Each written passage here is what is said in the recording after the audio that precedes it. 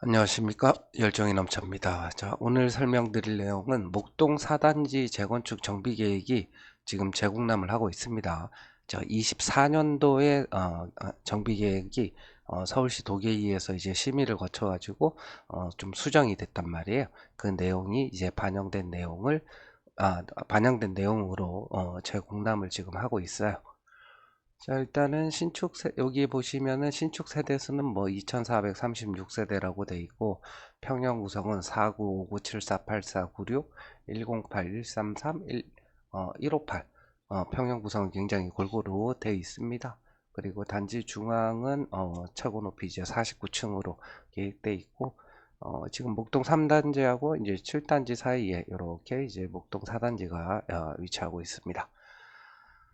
자, 현재 뭐 호가는 1, 2로 34평이 뭐 31, 2억, 그다음에 제일 작은 평수 18평이 뭐 19억 5천부터 뭐 21억 뭐 이런 식으로 돼 있고, 148이니까 요거는 44평이 뭐 한 35억 뭐 이런 식으로 돼 있다. 그다음에 27평 27평이 26억 5천 이 정도로 이제 호가가 형성돼 있고요. 지금 제일 작은 평수가 이제 18평이 5월 달에 16억대에 거래가 돼 있다. 그럼 5월 달 대비 지금 호가는 적어도 4억 이상은 오른 호가를 보이고 있습니다. 자, 일단 세대당 평균 대지 지분을 보게 되면 이제 22평을 가지고 있고요. 제일 작은 평수가 18평인데 대지 지분이 13.46평이고, 제일 큰 평수가 지금 55평이 40.5평을 가지고 있습니다. 자, 이게 목동 같은 경우는 특히 저기 분당 아파트 지금 재건축 추진하고 있잖아요.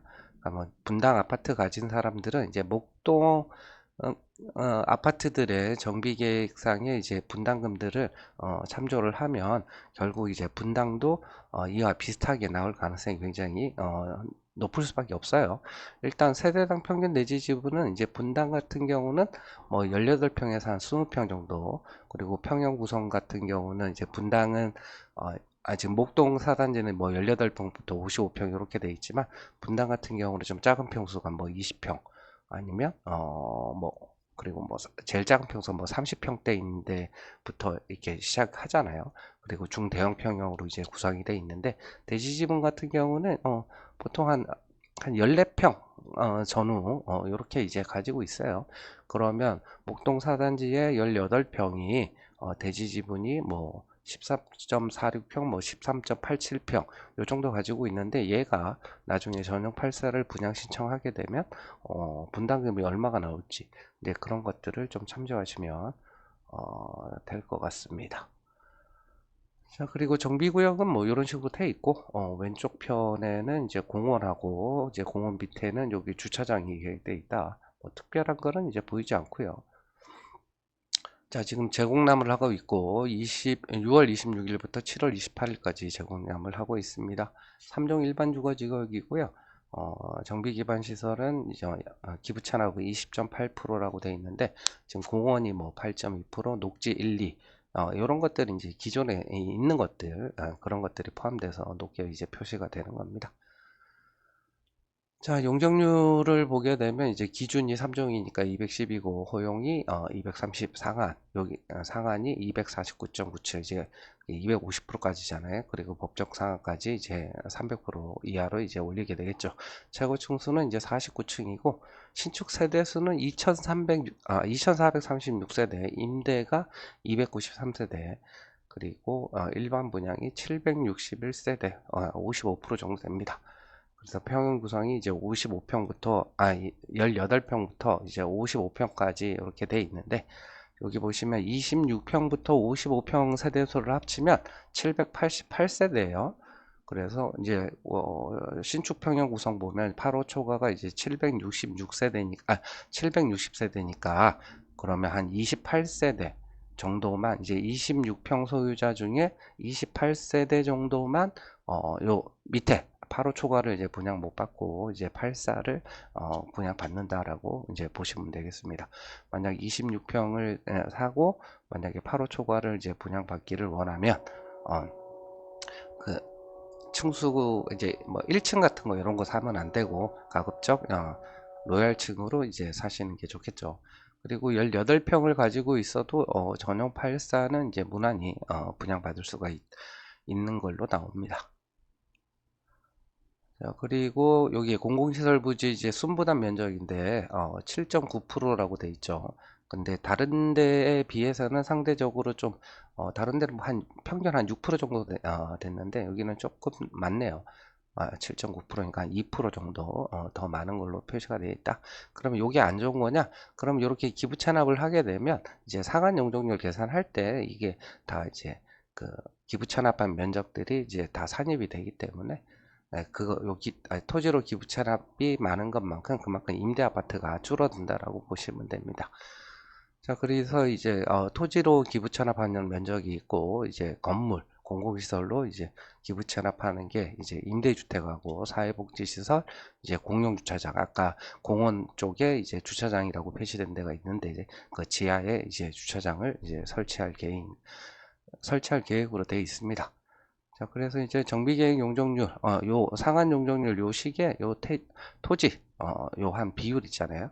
요거를 이제 넣어서 계산을 한 겁니다. 그럼 요게 이제 높아지기 때문에, 임대 아파트는 상대적으로 이제 덜 지어도 되는 그런 상황이라고 보면 되고, 이제 법적 상한 용적률까지 이제 올라가는 거에 절반을, 임대 아파트를 이제 추가로 짓게 되죠.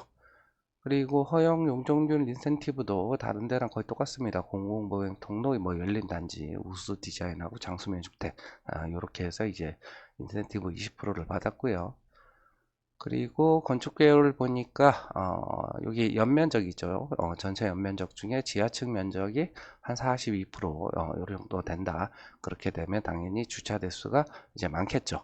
그래서 공동주택 같은 경우는 이제 세대당 2대로 돼 있고 상가는 1.2대로 계획이 돼 있다고 합니다.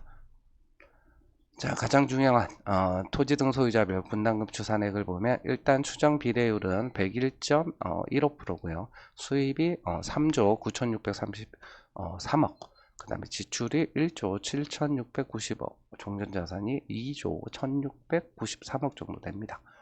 자, 각 항목별로 좀 살펴보면 종전자산 같은 경우는 이 정비계획 수립하는 시점이 그 기준 시점이 이제 시세의 기준 시점이 23년 3월 기준이었고 그리고 22년에서 23년 3월에 실거래가 평균 등을 종합해서 했다라고 합니다. 근데 결국엔 이제 이런 것들은 나중에 사업 시행인가라고 간평하게 되면 종전자산 평가를 이제 또 다시 이제 진짜 하게 되니까 그때는 요 금액들은 이제 달라지게 되겠죠.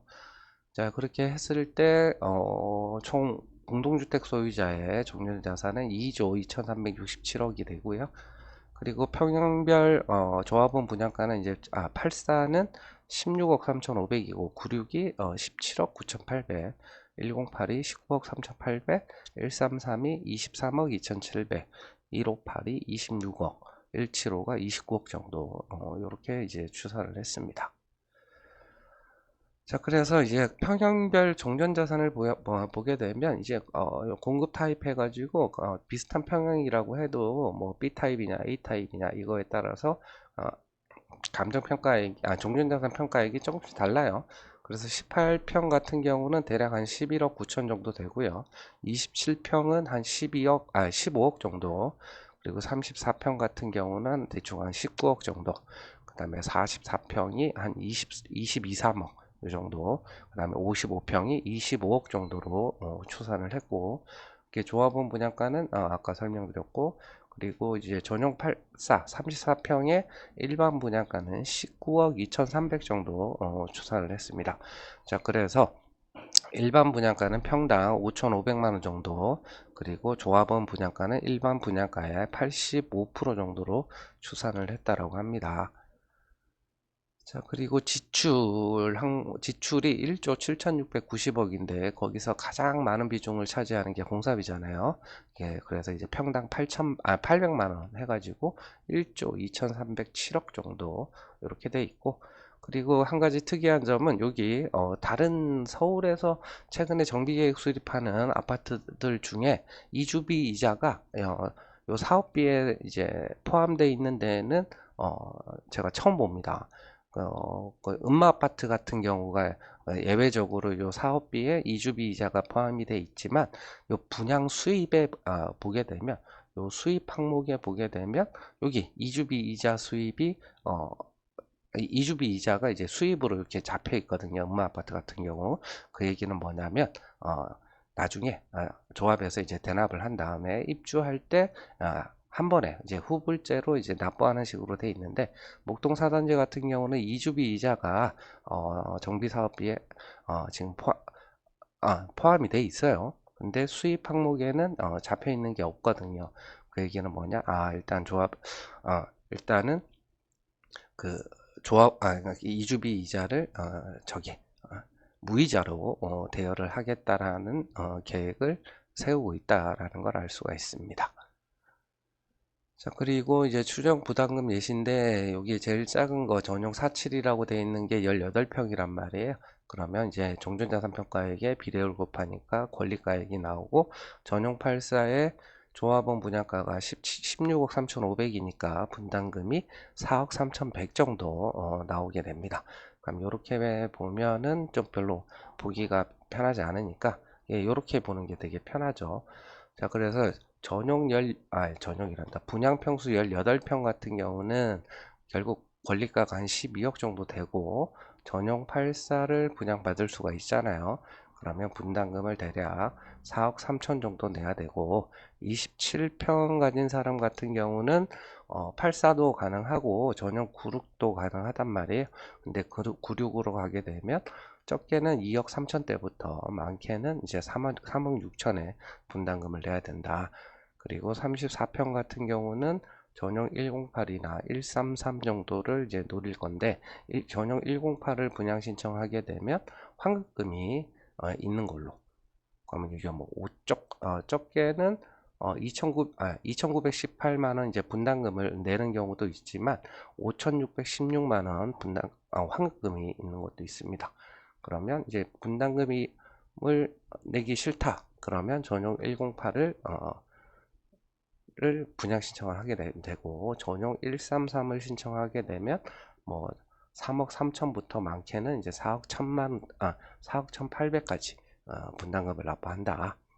자, 그리고 이제 45평 같은 경우 만약에 전용 158을 분양 신청을 하게 되면 분담금을 적게는 2억 5천부터 많게는 이거 표시가 잘못됐네요. 그러면 한 2억 5천에서 대략 한 4억 4천 정도 분담금을 낸다. 그리고 55평 같은 경우 전용 158을 신청하면 이제 5,584만 원이 분담금이고, 전용 175를 신청하면 3억 6천이 분담금이 됩니다. 자, 그래서 정리를 해보면 결국엔 여기가 이제 공사비가 이제 평당 800으로 돼 있으니까, 그러면 요거는 결국 일반 분양 가격을 인상을 해가지고 충분히 퉁치고도 남을 상황입니다. 그러면 공사비 인상에 대해서는 고려할 필요는 전혀 없고, 특이한 건 이주비 이자가 사업비에 이제 포함이 돼 있다라는 거. 그러면 분담금에 대한 중도금 이자 요거랑 재건축 부담금을 조합원이 부담을 한다. 이렇게 이제 보시면 되겠습니다. 아까 지금 네이버 부동산에 얼마짜리가 있었더라? 21억이었나요? 21억? 보자. 21억, 18평이 21억에 있었잖아요. 그러면 18평을 21억에 사서 분담금이 얼마였냐? 아까 보니까 대략 4억 3천 정도 되고, 여기 분담금에 대한 중도금 이자 같은 경우는 그렇게 이제 많지가 않을 거고, 그리고 재건축 부담금은 뭐 한 2억에서 한 3억 이 정도를 이제 하면 되겠죠. 추가 부담금은 고려 안 해도 되고, 그럼 요거 다 합치면은 대략 목동은 한 2억 정도 잡으면 될 것 같아요. 그러면 요 정도니까 23억이 약간 대략 한 27억 3천 정도가 한 실매가가 되는 걸로 보입니다. 자, 이상으로 목동 4단지 재건축에 대한 정비 계획을 살펴봤습니다. 감사합니다.